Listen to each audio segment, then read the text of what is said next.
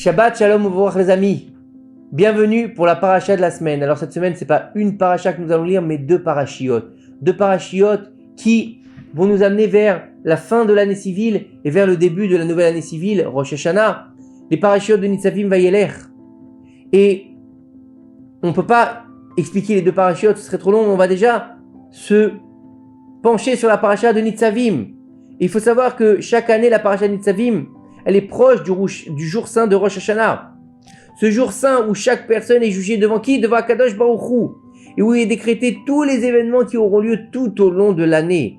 Dans nos parachiotes, il y a donc de merveilleuses allusions sur la préparation que chacun d'entre nous doit faire afin d'être inscrit et scellé pour une bonne année en ce jour saint, aussi bien au niveau matériel que spirituel. La paracha Nitzavim en général, elle fait écho à Rosh Hashanah et la paracha de Vayelech, elle fait écho à Yom Kippour. Mais quoi qu'il arrive, que ce soit Rosh Hashanah, Yom Kippour, Aseret Yom Teshuvah, c'est des jours qui sont là pour nous amener vers le repentir, puisqu'à Rosh Hashanah on est jugé et à Yom Kippour on est validé dans le jugement.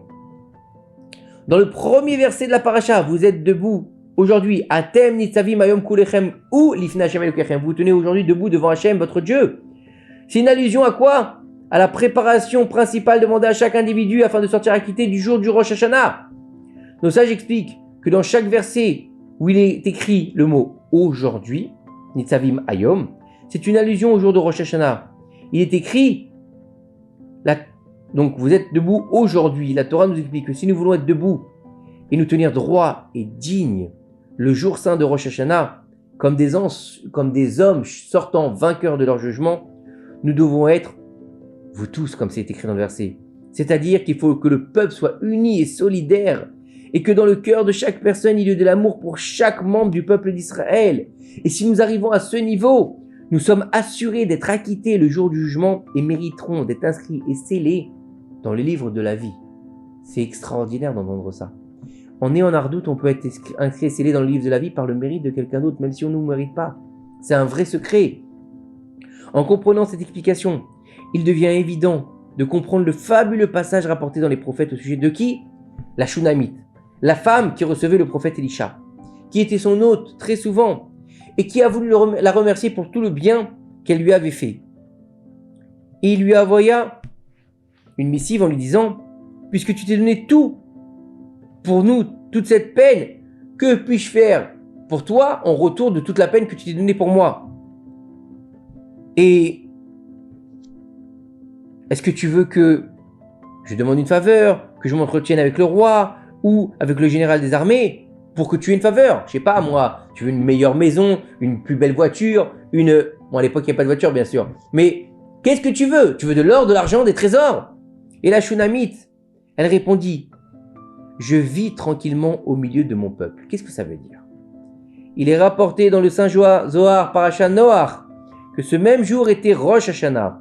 L'intention du prophète était de la recommander devant le roi? Non, devant le roi des rois, devant Akadosh Baruch Hu pour qu'elle soit acquittée dans son jugement. Elle lui a simplement répondu, je vis tranquillement au milieu de mon peuple. C'est-à-dire que son intention était de faire comprendre au prophète qu'elle est dans le peuple, qu'elle aime tout le peuple d'Israël et qu'elle s'efforce de vivre en solidarité avec tout le monde. Elle n'avait donc pas besoin de la proposition du prophète car la personne qui se comporte de la sorte est assurée d'avoir un jugement favorable. Lorsque tu aimes les autres, Akadosh Baruch Hu, il t'aime en retour. Le pourcentage de solidarité nécessaire envers le peuple d'Israël est aussi en allusion dans la suite du verset, comme il est écrit. Vos chefs de tribus, vos anciens, vos préposés, chaque citoyen d'Israël, vos enfants, vos femmes et étrangers qui est dans votre camp, depuis le fendeur de bois jusqu'au puiseur d'eau. Ça, c'est dans la paracha Nitzavim. Rachi explique que dans ce verset sont inclus tous les niveaux du peuple d'Israël, les dirigeants du peuple, les sages et les rabbinim importants, jusqu'aux personnes les plus simples du peuple et aux enfants. Par ce verset, la Torah nous fait comprendre que toute personne du peuple d'Israël doit aimer et respecter chaque juif. Même le moins important, le plus méprisable, de la manière que le plus grand tzaddik on va l'aimer, on doit aimer le plus bas du peuple d'Israël. C'est ça l'unité, la hardoute du peuple d'Israël. Ça veut dire que, quel que soit l'homme que tu as devant toi, ne l'aime pas pour ce qu'il est. Aime-le tout simplement parce que c'est un ben Israël et pas parce qu'il est riche, parce qu'il est grand, parce qu'il est important, parce qu'il a du pouvoir. Non, ça on s'en fout. Parce que c'est un ben Israël, il fait partie du peuple, il fait partie de l'entité Israël. La Torah poursuit et ajoute vous tous en présence d'Hachem votre Dieu. Cela veut dire que si nous méritons de vivre dans la hardoute et la complétude au sein du peuple d'Israël, que nous aimons d'un cœur pur, nous sommes assurés qu'Hachem Yitbarach est très proche de nous et qu'il se tient devant nous et qu'il n'y a pas plus haut niveau que de se tenir devant Akadosh Baruch Hu.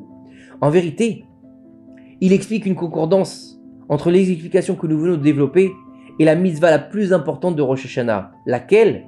La mitzvah de sonner du shofar. Quel rapport, vous allez me dire? Nos sages expliquent que la mitzvah de sonner du shofar, Akadosh Baruch Hu dit sonner dans une corde de bélier pour que je me souvienne de vous par le mérite de quoi? Du sacrifice d'Israël, fils d'Abraham. La mitzvah du shofar vient réveiller le mérite du sacrifice d'Israël Avinu. Nos sages disent que dans les temps futurs, Akadosh Baruch Hu dira à Abraham: ton fils a fauté envers moi. Et Abraham y répondra: maître du monde, efface cela pour la sainteté de ton nom.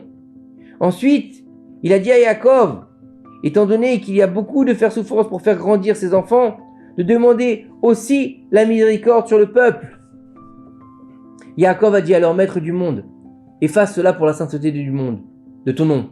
Puis il a demandé à Yitzhak, qui a rappelé le mérite extraordinaire de la Hakeda. Et grâce à cela, les enfants d'Israël sortiront acquittés au jugement devant Hachem Yitbarach. Donc, qui veut être acquitté par le mérite d'Yitzhak Avinu devra s'accrocher à la vertu d'Yitzhak, qui était de juger chaque personne d'Israël favorablement et de les aimer. Le son du chauffard vient éveiller le peuple au repentir à la hardoute. Comme il est écrit dans la prière, sonne du chauffard, regroupe-nous ensemble. C'est-à-dire que le jour du Rosh Hashanah est encore plus au moment de la sonnerie du chauffard. Le plus important est de s'unir de quoi? À toutes les âmes du peuple d'Israël, quel que soit l'endroit où elles se trouvent, avec un amour pur et une intention de vrai rassemblement. Lorsqu'on va se retrouver à Rosh Hashanah, lorsque le moment où le Baal Toka, il va sonner du chauffard, pensez à soi, bien sûr, au repentir qu'on doit faire. Akadosh Baruch Hu, pardonne-moi de mes fautes, je me suis égaré, mais aussi pardonne les fautes du peuple d'Israël. Daï les Tsaot, on a besoin de revenir en hardoute, les uns envers les autres. Alors qu'en 2023 de l'ère vulgaire, c'est tout ce qui nous manque, la hardoute. On a des grands rabbanim, on a des grands tzadikim, on a beaucoup de Torah, mais elle est où la hardoute? Il faut se réveiller. Rabbi Moshe Isserli, le Rama, écrit que c'est une grande coutume depuis de nombreuses générations de prier sur les tombes des justes la veille de Rosh Hashanah. Il faut demander au tzaddik d'aller devant Akadosh Baruch Hu et de susciter sa miséricorde. Mais avant de prier sur le kever, il est bon de mettre la tzedaka, d'allumer une bougie pour l'élévation de l'âme du tzaddik, puis placer la main gauche sur la tombe et dire Li yamod usroto berfod po. Un rave, ploni, qui est là. Shel menuchato shete ratzon yehi. Que ce soit la volonté que celui qui repose ici, donc on dira le nom du tzaddik, avec honneur que son mérite me protège. Il est également important d'arriver au kivré tzaddikim après s'être nettoyé de toute impureté et d'avoir fait une teshuva complète, afin que nos prières puissent monter et être un ustensile digne de recevoir la bénédiction du tzaddik. Il est également recommandé d'arriver avant midi, qui est un temps de être un temps de miséricorde divine, plus que le reste de la journée. Aussi, avant de rentrer à la maison, dirigez-vous vers chez le coiffeur. Avant Rosh Hashanah, on parle bien. C'est une bonne coutume de se faire couper les cheveux la veille de Rosh Hashanah, parce que les cheveux de la tête sont la mesure du din, de la rigueur. Donc c'est un bon signe de s'en débarrasser pour que le din y parte avec eux. Il est bon de se faire donc couper les cheveux, bien sûr, avant midi. Mais si vous savez que le coiffeur va être débordé veille de Rosh Hashanah et que cela lui causera du stress, des disputes, eh ben tu sais quoi? Va chez le coiffeur 2 jours avant Rosh Hashanah. Si tu sais que tu vas arriver chez le coiffeur la veille et que là-bas c'est la guerre, laisse tomber. Vas-y 2 jours avant et c'est bien. Ou bien si tu as l'habitude de te couper les cheveux à la tondeuse seule, fais-le avant la veille de Rosh Hashanah avant midi. Mais rappelez-vous, le plus important c'est quoi? C'est de garder le shalom avec les autres et en particulier avec sa famille. C'est le plus grand que toutes les coutumes. À la veille de Rosh Hashanah, alors que nous préparons au jugement, nous devrions essayer d'accumuler autant de mérites que possible. Il n'y a pas de plus grand mérite pour quelqu'un qui est marié que d'honorer son conjoint. Hachem nous commande: tu ne te cacheras point de ta chair. Lorsque vous décidez d'aider tout le monde, n'oubliez pas d'aider aussi ceux qui sont vraiment proches de vous. N'oubliez pas d'aider votre femme et vos enfants. La bonté est mesurée par votre comportement envers eux spécifiquement. Et une femme, bien sûr, avec son mari et ses enfants. Rabbi Chaim Vital Zichrono Livracha écrit que la principale accusation de le ciel contre l'homme et sur la façon dont il s'est comporté à la maison avec sa femme, et vice-versa. Mais surtout pour l'homme, puisque c'est lui qui doit faire le tikkun. Nous arrivons devant Akadosh Baruch Hu, à Rosh Hashanah, avec une longue liste de bontés que nous avons faites. L'hospitalité avec des gens, l'entraide au travail, les dons faits à des bonnes causes, une oreille attentive pour les personnes en détresse, etc. Mais la vérité, dans le ciel, on cherchera si votre femme, elle apparaît en premier sur la liste. Et si vos enfants, ils apparaissent sur cette liste. Mais si votre femme n'a pas la première parce que vous occupez des autres, alors ce n'est pas la bonté qui vous intéresse, c'est l'honneur, la fierté et l'orgueil. Que les gens disent de lui, oh, quel tzaddik, quelle main qu'il a envers tout le monde, il ouvre ses bras envers tout le monde, quelle force il a cet homme, oh j'aimerais lui ressembler. C'est que de l'orgueil. Rabbi Nachum Diamond Shlita nous a raconté l'histoire suivante et a ajouté que s'il n'avait pas pris part à l'affaire, il lui aurait été difficile de croire que c'était vrai. Écoutez bien cette histoire. Une femme m'avait appelé plusieurs fois pour pleurer sur son malheur. C'est Rabbi Nachum qui raconte. Son mari était l'un des philanthropes les plus en vue et jouissait d'une réputation exceptionnelle. Partout où elle allait, les gens l'admiraient en lui disant « Quoi ? Tu es la femme d'un tel ? Quel privilège ! C'est un tel tzaddik !» Et la femme, elle dit au rabbin, ils sont pleins d'éloges pour lui. Mais quand je les entends, je me sens trahi, je me sens sali. Il fait du chesed avec le monde entier, sauf avec moi. Je n'ai pas de mari et mes enfants n'ont pas de père. La femme dit ça au Rav. Tout le monde dit de son mari que c'est un tzaddik. Et elle a dit, j'ai pas de mari et mes enfants n'ont pas de père puisqu'il ne fait pas de chesed avec nous. Un jour, elle m'a appelé, il dit au Rav. Elle a immédiatement fondu en larmes. Elle pleurait. J'essayais de la calmer, mais elle avait du mal à le calmer. Après un certain temps, elle a seulement dit, je n'arrive plus à continuer. Je n'arrive plus à vivre avec lui. Que s'était-il passé cette fois ? Elle était enceinte de 9 mois. Et elle devait vraiment se reposer avant la naissance. Elle était fatiguée. Elle a peut-être eu une grossesse difficile. Bien sûr, son mari ne pouvait pas l'aider car il était occupé à aider les autres à l'extérieur. Rien de nouveau. Cette fois, elle a décidé, contrairement au passé, qu'elle s'en fichait. Elle n'avait aucune force pour argumenter. Il va s'occuper de son chesed et je vais gérer d'une manière ou d'une autre, elle a dit. Mais sa force diminuait. Et même si elle pensait qu'elle serait capable de gérer les choses par elle-même, elle ne pouvait plus. Et a décidé de demander à son mari de l'aide. Elle lui demandait de rentrer chez lui à 2 heures de l'après-midi, de prendre les enfants et de les nourrir. Son mari l'a répondu, pas de problème. Et elle était légèrement choquée, encore plus soulagée. Et elle a vu que lui et son chesed avaient des limites. À 10 heures, il a décroché son téléphone et lui a dit « Je suis désolé, je n'y arriverai pas.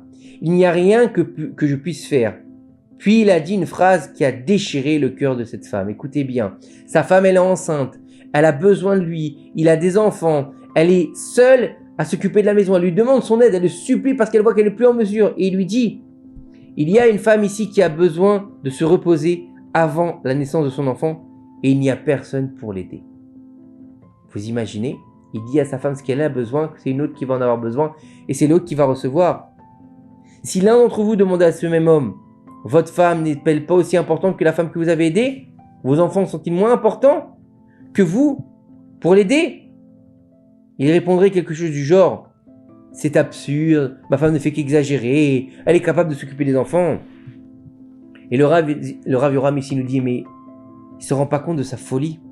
Le fait même qu'il se porte volontaire pour aider le monde entier tout en négligeant sa famille témoigne qu'il n'est pas du tout un homme de bonté. C'est un homme qui poursuit l'honneur, qui ne cherche que les éloges des autres et ne s'accroche pas vraiment aux vertus d'Hachem Barar. Tout ce à quoi il pense, c'est à lui-même. Cet homme-là, Hachem ne l'aime pas.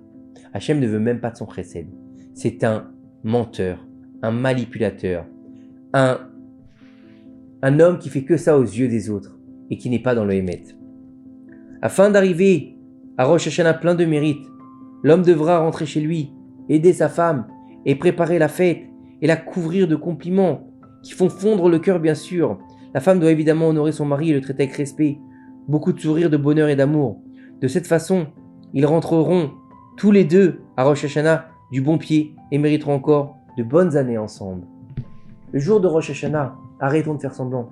Vous savez, on peut mentir aux hommes, on peut mentir à nos familles, on peut mentir à nos amis, on peut mentir à tout le monde, mais on ne peut pas mentir à Kadosh Baruch Hu. On peut faire le beau dehors, et si à l'intérieur, on est une coquille vide, ça ne sert à rien. Aux yeux d'Akadosh Baruch Hu, on n'est rien. Si on délaisse sa femme et qu'on aide tout le monde, on ne sert à rien. Si on délaisse ses enfants, ça ne sert à rien. Il faut prendre le temps pour sa famille. Il y a un temps pour tout. Un temps pour être dehors et un temps pour être dedans. Bien sûr, on doit travailler, bien sûr, on doit s'occuper de ce qu'on a à faire. Surtout si on a un métier qui est vers le public. Mais ne pas oublier, ne pas faire ça pour ses honneurs. Ne pas parler dehors aux gens et ne pas avoir le temps pour parler avec ton fils. S'il a un problème, s'il n'est pas bien, s'il a des difficultés, prends le temps de parler avec lui. Ne lui dis pas « Oh, toi, tu me fatigues, laisse-moi tranquille, j'ai d'autres choses à faire. » Et tu vas t'occuper du fils de ton voisin. Non. Peut-être que tu dois t'occuper aussi du fils de ton voisin, mais tu dois aussi t'occuper de ton propre fils ou de ta propre fille avant qu'elle ne tombe ou qu'il ne tombe dans des mains, qui ne sont pas à leur place. Il faut comprendre qu'aujourd'hui, on arrive à Rosh Hashanah, on arrive au jour du jugement. Il faut avoir réalisé son introspection depuis quelque temps, depuis tout ce mois d'Elul. Et si on ne l'a pas fait encore, prendre aujourd'hui, au jour même, au moment où vous entendez ces quelques paroles de Torah, se dire, je vais faire mon Cheshbon Nefesh, mon introspection, je vais voir ce que j'ai fait de bien cette année ou ce que j'ai loupé cette année, pour pouvoir me retrouver devant le jugement d'Akadosh Baruch Hu comme il faut. Et bien sûr, la première et la chose la plus importante à faire, c'est de se dire aujourd'hui, j'ai décidé de changer comme ça. Akadosh Baruch Hu, il décide de m'inscrire dans le livre de la vie et qui me donne une nouvelle année pleine de Hatzlacha, pleine de Bracha, pleine de Parnassa, pleine de Shefa, pleine de Briout, et que Be'ezrat Hashem, par le mérite de notre Teshuvah, on fasse venir le Mashiach Bimera Benu. Amen. Que Akadosh Baruch Hu nous inscrive et nous scelle dans le livre de la vie et qui nous donne une très bonne année. Shana Tova Umvorechet.